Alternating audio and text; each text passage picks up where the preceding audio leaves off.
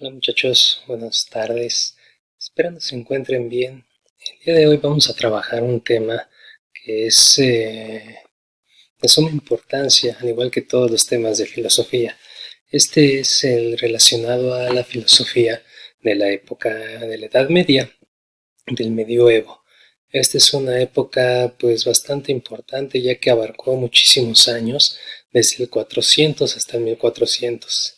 Pero antes de eso es importante que nosotros veamos algunas de las características que existieron previas para que surgiera esta cultura.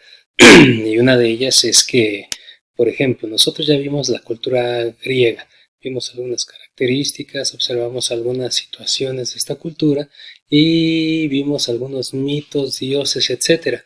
Después de la cultura griega vino la cultura romana. Aquí pues no hay un cambio significativo ya que la cultura romana que copió todas las tradiciones de la cultura griega. Por ejemplo, en los dioses, en lugar de llamarle Zeus, le llamó Júpiter, en lugar de llamar Afrodita fue Venus, Poseidón fue Neptuno, Hades fue Plutón, Ares Marte, Cronos Júpiter, Eros Cupido. Es decir, utilizaron los astros para nombrar a sus dioses, esta cultura romana. Inclusive también en algunos héroes como Heracles, que fue el que vimos, la cultura romana le puso el nombre de Hércules. Lo importante de esta cultura romana y que es importante comprender y el por qué surge la época que vamos a hablar es que esta cultura tenía una estructura política en la que se encontraba el emperador por encima de todo el emperador, como el presidente en la actualidad. Debajo del emperador estaba el Senado. El Senado es como en la actualidad la Cámara de Diputados y de Senadores y pues el pueblo. Pero algo importante en esta cultura es que el pueblo ya podía votar.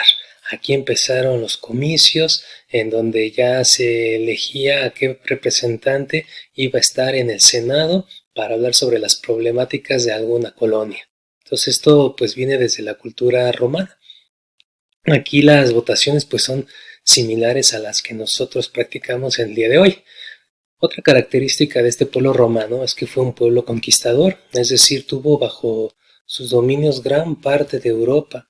Los grandes emperadores como Julio César, Marco Antonio, estos emperadores que siempre buscaban la conquista y expandir los territorios de la cultura romana.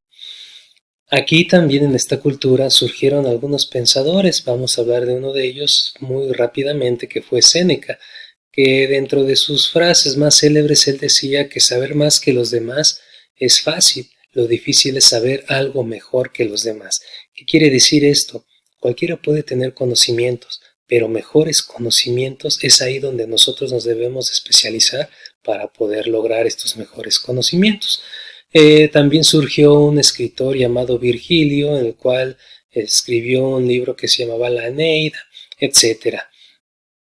Este pueblo pues vivió durante muchos años de una forma muy buena, tuvo buenas situaciones, tuvo una buena vida.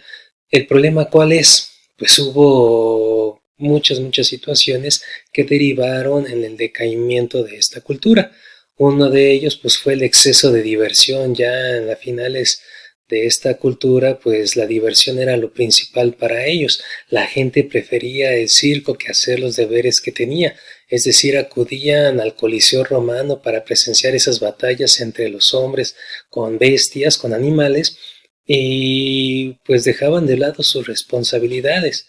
Aquí los emperadores daban diversión y comida en el Coliseo para tener entretenida a la sociedad, de ahí la famosa frase de pan y circo, ¿no? Entreten a las personas, darles algo de comer y con eso van a tener una sociedad tranquila, divertida. Pero el problema ¿cuál es? Que va a ser una sociedad estancada.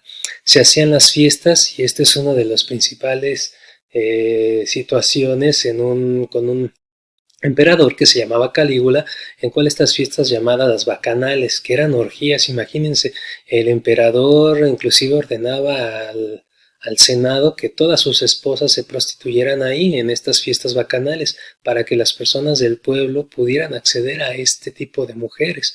Es decir, que Roma se convirtió en una sociedad de excesos, de hambre, de muerte, de vicios, de vino, en el cual pues únicamente importaba el placer más que todo en todo lo que pues está en la contraparte, que era la mesura, ¿no?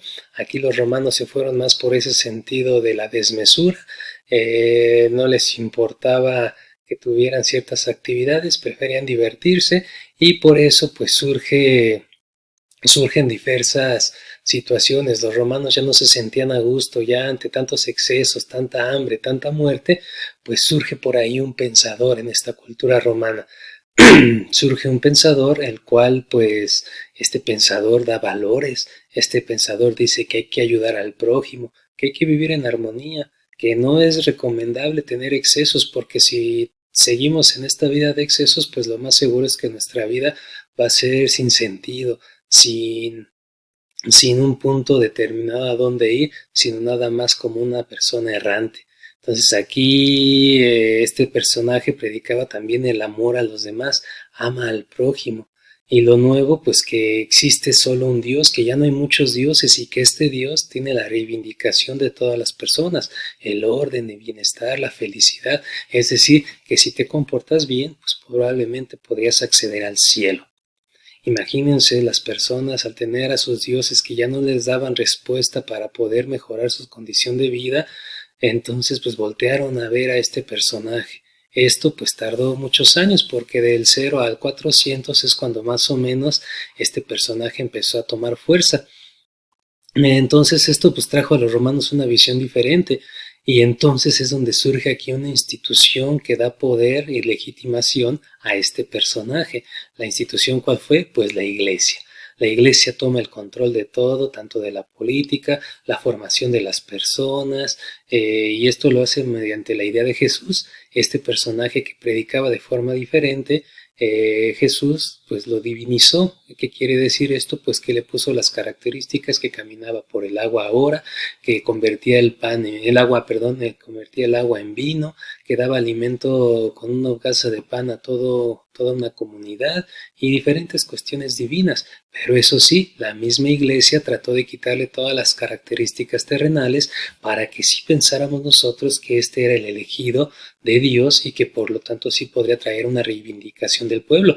Estas características terrenales pues eran las pasiones, que hizo un Jesús sin pasiones, porque por ahí hay teorías que dicen que Jesús tuvo hijos, que Jesús tiene descendencia, inclusive hasta en la actualidad todavía se conserva por ahí esa descendencia o esa sangre de Jesús. También le quitó los deseos, estos deseos carnales. Imagínense, 34 años de vida con deseos, con pulsiones, pues la iglesia lo hizo sin deseos y sin pulsiones. Borró a María Magdalena como su pareja. Hay por ahí algunos textos de esa época que marcan que María Magdalena sí fue la esposa de Jesús, pero pues la iglesia, al darle ese toque de divinidad, le quita a su pareja. Y pues también le quita los defectos que pueda tener, ¿no? Una persona tranquila, una persona serena, una persona con ciertos toques divinos, y esto era lo que se necesitaba.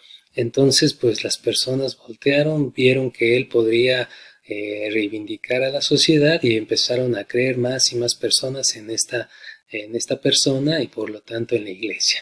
Aquí también es donde surge, y estamos entrando en la época de la Edad Media, surge el Papa como jefe supremo o autoridad superior y empieza a crearse la idea de que existe un demonio, un diablo, ese Satanás el cual encarna el mal. Porque si nosotros vemos en la cultura griega y en la cultura romana, no existía esta idea del mal, simplemente había el dios de la muerte que era Hades, y que este dios de la muerte pues recibía a todos los muertos.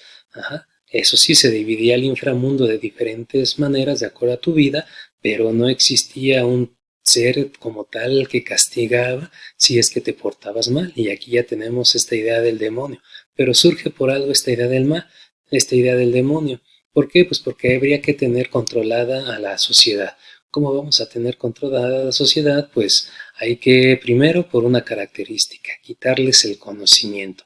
¿Esto qué quiere decir? Pues que si perteneces a la iglesia, probablemente una persona aprendía a leer y escribir, pero si estabas fuera de ella, no había acceso a este tipo de conocimiento, ¿no? La mayoría de las personas eran analfabetas.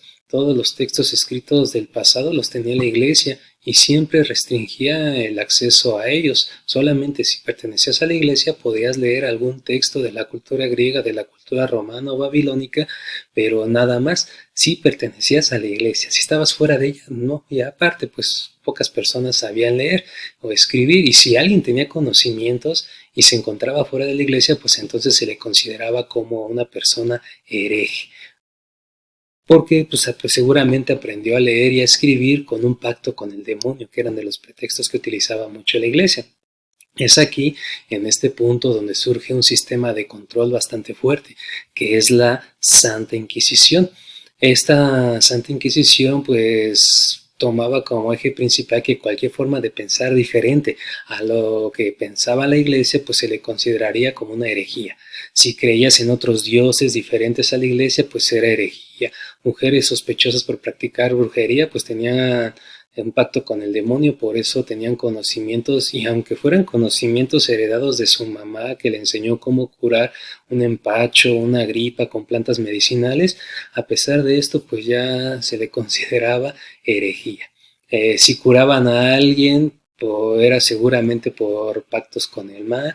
Si alguien denunciaba a su vecino, fíjense esto tan chistoso, si alguien hacía una denuncia, te hago mi denuncia de mi vecino porque simplemente me cae mal, pues la Santa Inquisición mediante la iglesia, bueno, la iglesia mediante la Santa Inquisición tomaba como esto como una acusación seria. Si tenías lunares, pecas, alguna marca de nacimiento, pues eran motivos fuertes para llamarlos herejes. Es decir, había infinidad de cuestiones que uno podía tener para ser una persona hereje. También aquí se basa la tortura de las personas para lograr su cometido. ¿Esto qué quiere decir? Pues que empieza la Santa Inquisición a torturar para poder llegar a donde quiere. ¿Cómo eran las torturas? Pues eran inmersiones en agua, perforaciones en el cuerpo, que más adelante vamos a ver algunos instrumentos de tortura, palizas, violaciones, mutilaciones, etcétera. Y aquí es donde surge algo a nivel internacional, que es la caza de brujas. Y bueno, fuera que sea este tipo de brujas.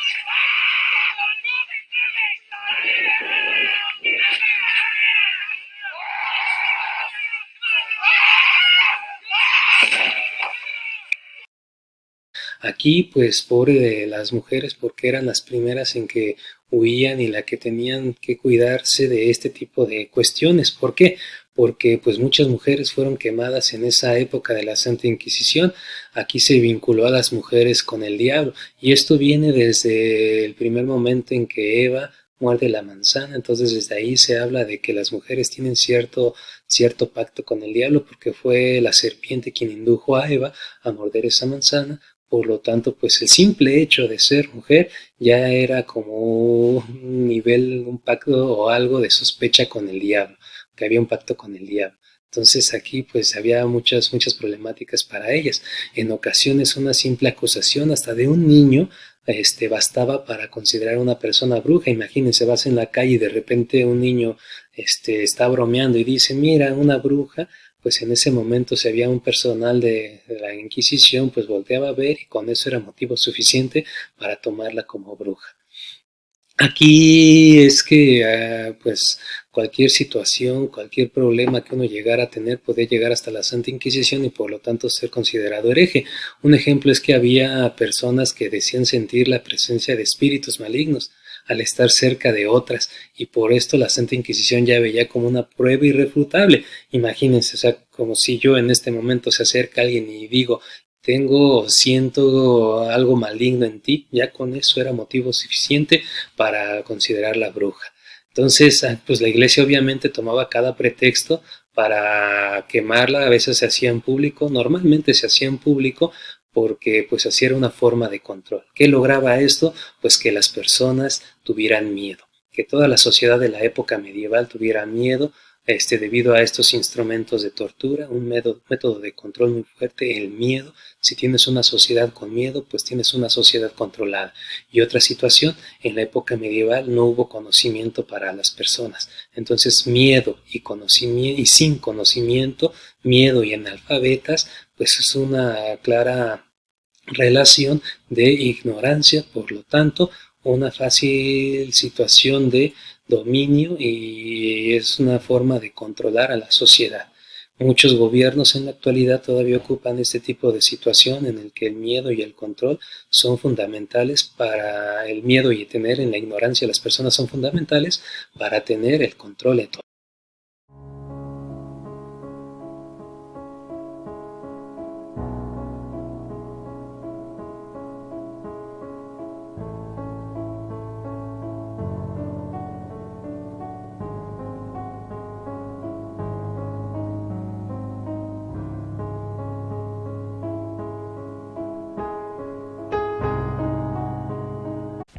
La doncella de hierro. Así se conoce el artefacto de madera y metal con vaga forma de figura humana femenina que se usaba para torturar y ejecutar. Medía más de 2 metros de altura, por lo que podía contener a un hombre grande. El verdadero peligro de la doncella de hierro, que semejaba un ataúd vertical con 2 puertas que se abrían para alojar a los desdichados prisioneros, eran los afilados hierros ocultos en su interior. Esos punzantes y oxidados clavos estaban dispuestos de manera que se zarzaban en diversas partes del cuerpo, brazos, piernas, ojos, en cuanto la doble puerta se cerraba, pero sin afectar los órganos vitales, lo que alargaba horriblemente el martirio de los condenados.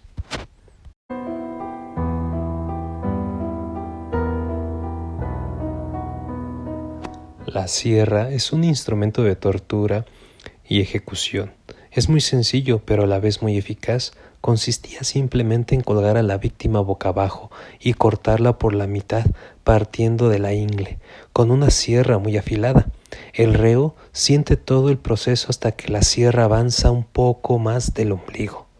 En ese momento la víctima muere.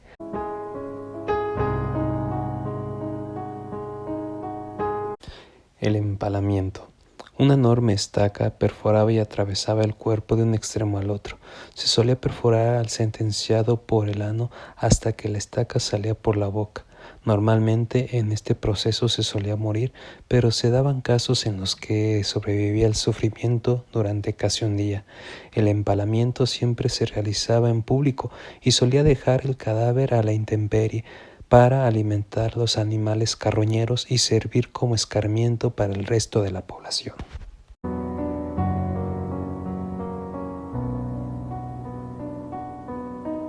El método del agua consistía en que la víctima se le obligaba a ingerir la mayor cantidad de agua posible, ayudándose el torturador de un embudo que se le colocaba en la boca de la víctima.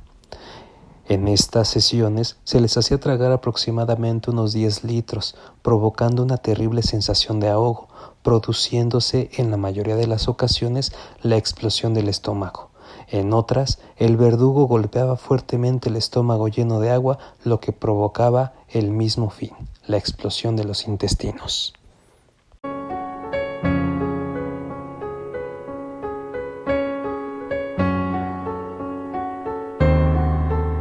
En la cuna de Judas se obligaba a la víctima a sentarse sobre una cuña de metal extremadamente afilada, el peso del cuerpo unido al de las cadenas y bolas pesadas que se le unían a los tobillos causaban que se fuera clavando el metal en el cuerpo hasta que causaba la muerte, normalmente por desangramiento, aunque en algunos casos si el cuerpo se torcía podía incluso amputar una extremidad.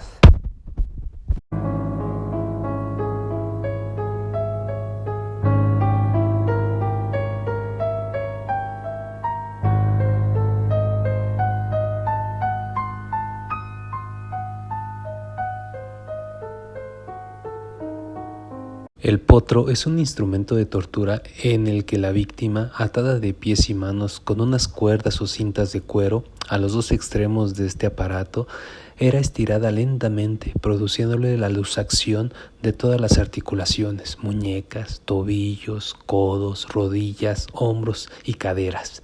Este método se tiene constancia que se aplicó durante todo el periodo que duró la Santa Inquisición en los países de Francia y Alemania. Si bien ya se conocía desde mucho antes, por supuesto, se utilizaba frecuentemente en las lúgubres mazmorras de castillos, prisiones y palacios de justicia, aunque en ocasiones también se hacía en los sectores públicos para que todo el mundo aprendiera y viera lo que le podía deparar.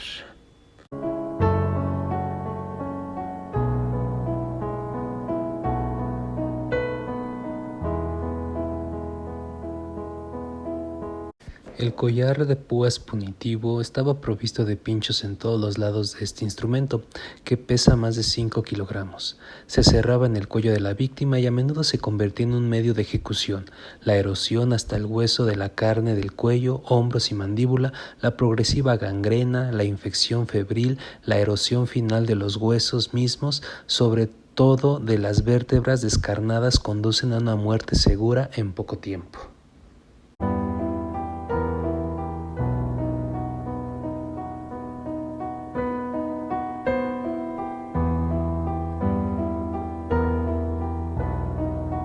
El tormento de la rata sobresalía por su refinamiento. También fue utilizado por la Inquisición, pero su existencia se conoce desde los tiempos de la antigua China. Consistía en colocar una rata sobre el abdomen del torturado, encerrada en una aula abierta por debajo, mientras los verdugos la hacían rabiar con palos ardiendo, de forma que el animal tenía que buscar una salida y a mordiscos abría un túnel en las tripas del condenado, llegando a veces a salir por otro lado del cuerpo. En ocasiones se ponía también esto en la cabeza, lo cual hacía que las ratas escarbaran ahora por la cuenca de los ojos.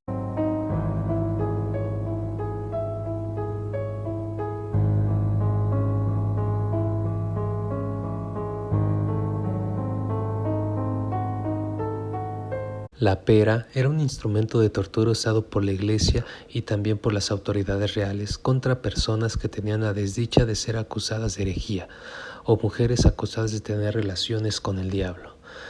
Esta pera se introducía en la vagina o el ano de la víctima y una vez en el interior era expandida al máximo, haciendo girar un tornillo, y no solo producía un dolor inmenso, sino que al ir expandiendo poco a poco el instrumento dentro de la cavidad, llegaba el momento en que los huesos se rompían, lo cual casi siempre ocasionaba la muerte de la víctima por desangrado o por lo menos le provocaba severas hemorragias.